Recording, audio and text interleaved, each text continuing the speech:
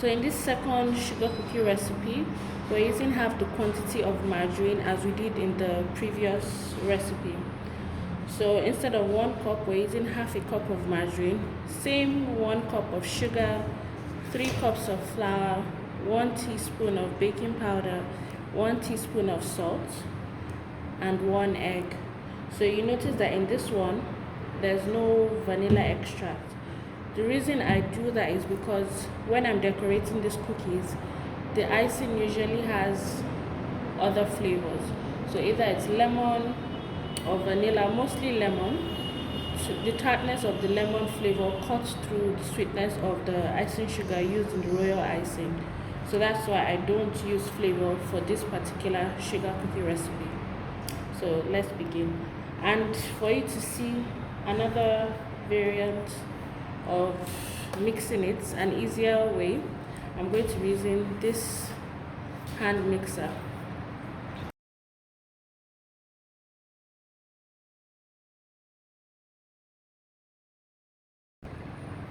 So you see how easy it was to get, for the mix to get emulsified. So it takes less time and gives you quicker results. So I'll add the egg and keep mixing.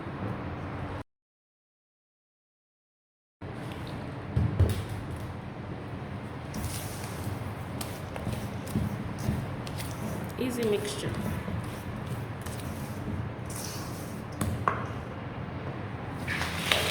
So I'm going to sift the flour, salt, and baking powder.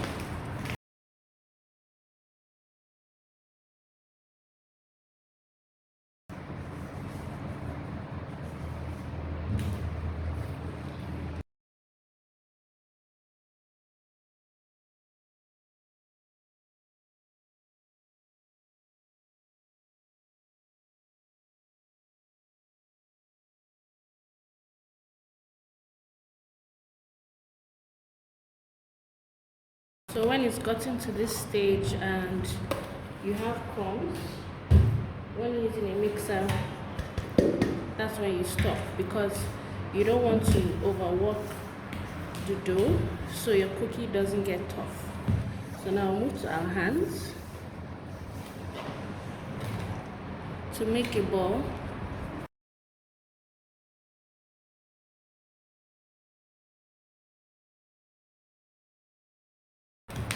So we'll leave it to rest for 10 minutes.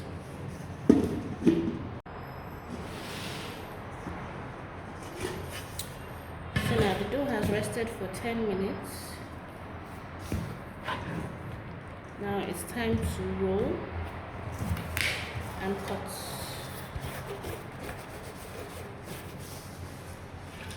So there's a very big difference between this dough and the other sugar cookie dough.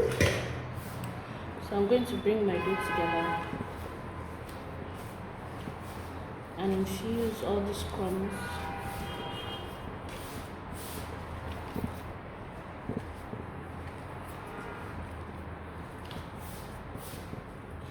So if you're taking notes, you see that I didn't even have to sprinkle any flour to keep the dough from sticking. So it's an easier dough to work with, but the other one is a lot creamier in the mouth.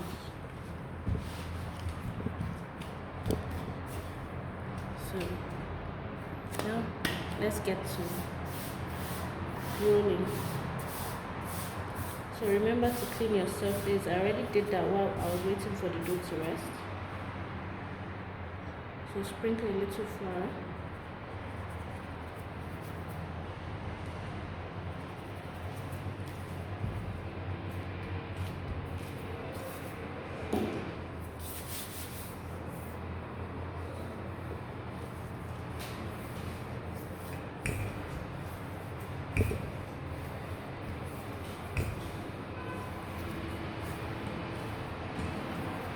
So because I use this for decorated cookies, I tend to roll them out a lot thicker than the other ones,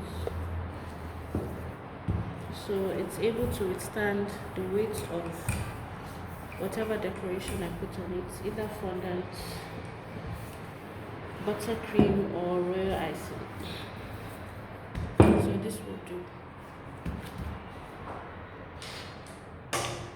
So we're using a different set of cookie cutters. I use these mostly for decorations.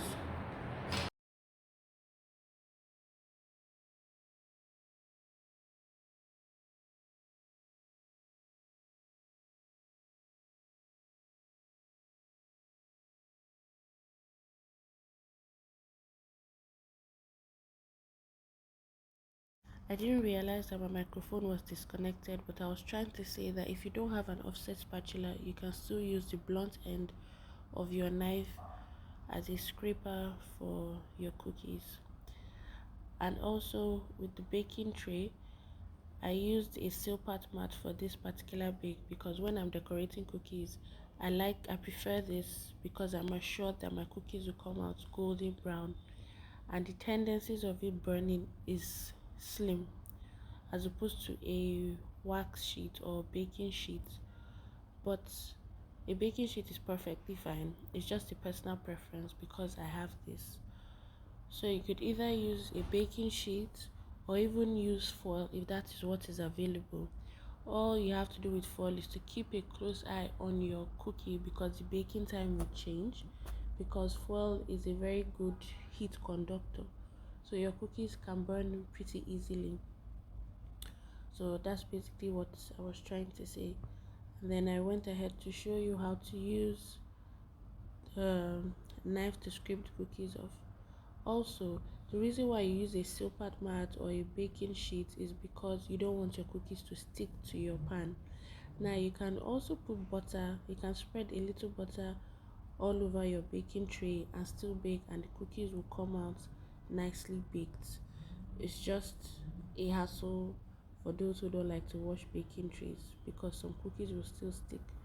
So just try whichever option works for you, or try all of them and see which one you prefer the most. So I'm just smoothing out the edges so the cookies come out looking clean in their shapes.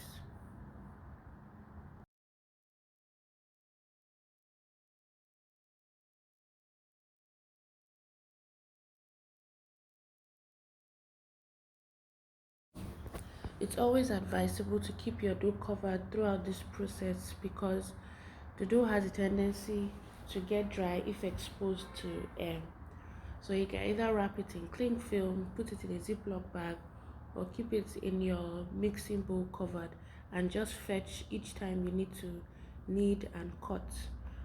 So on this day, I left it out because it was a rainy day, so everywhere was a bit humid. But generally speaking, it's best to keep your dough covered.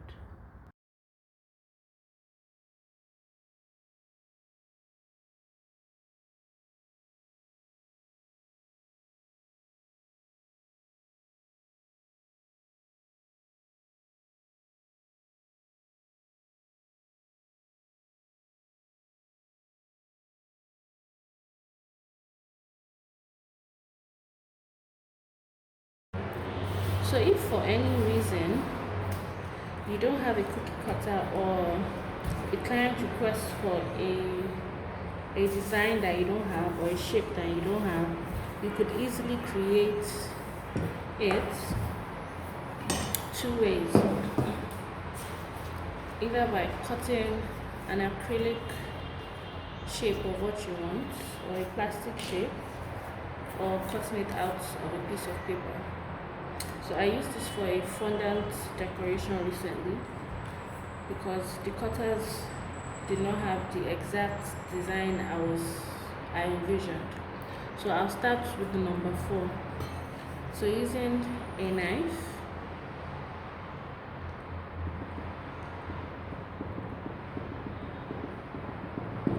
you just cut out the outline. Make sure the paper is well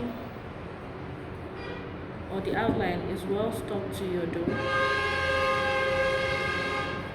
so it doesn't shift away in the process.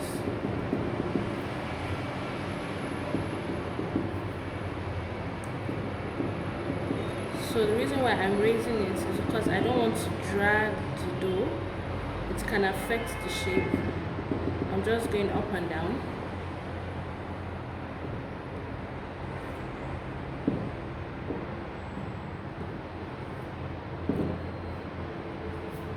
So before we transfer, we'll clean it up. So take off your outline. Remove the excess dough.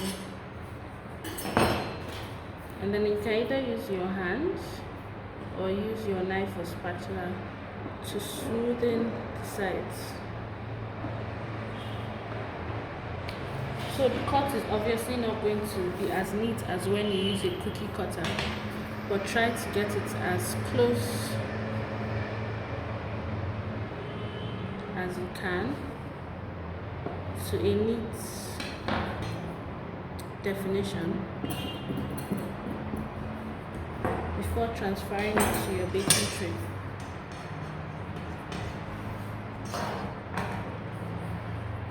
So there we have a 4.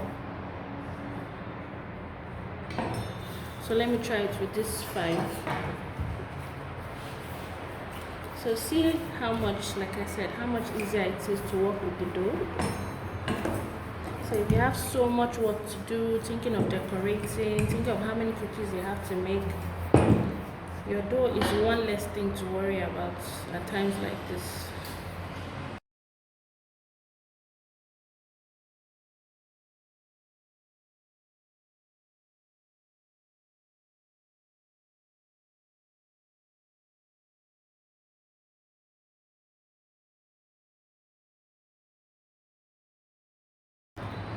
Gently peeling off your outline. So for a fragile cutout like this, like a 5, if you're not too careful, you could end up denting or breaking one end of it. So just peel it off bit by bit. If you even need to use a second spatula or your knife, just take your time so you don't have to repeat yourself.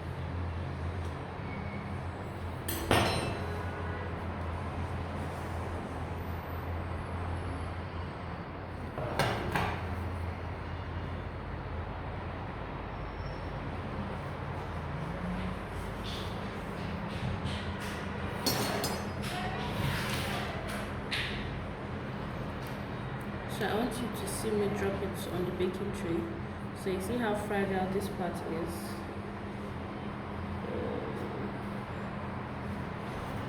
Okay. So I'm going to fix it here.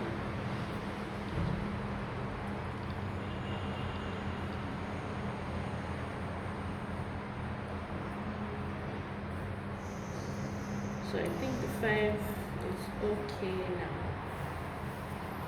Or at least it's good enough for government work, as my husband would say. So if you have a lot of dough left over, just wrap it, roll it into a ball, wrap it in cling film, put it in a cellophane bag or a Ziploc bag, but make sure there's no air in the bag, and then store it in your freezer.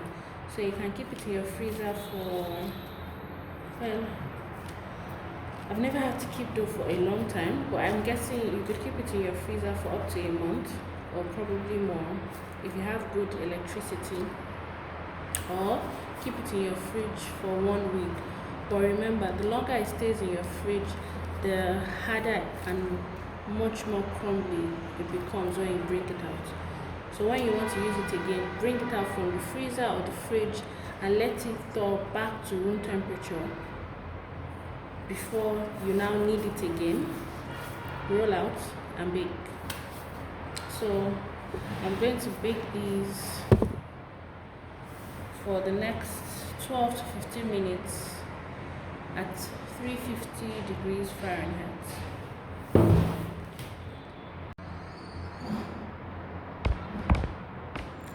So the cookies baked for, well, I initially took them out at 12 minutes, but I wanted them to get a little darker on the edges, so I put them in for an extra 5 minutes. So a total of 17 minutes.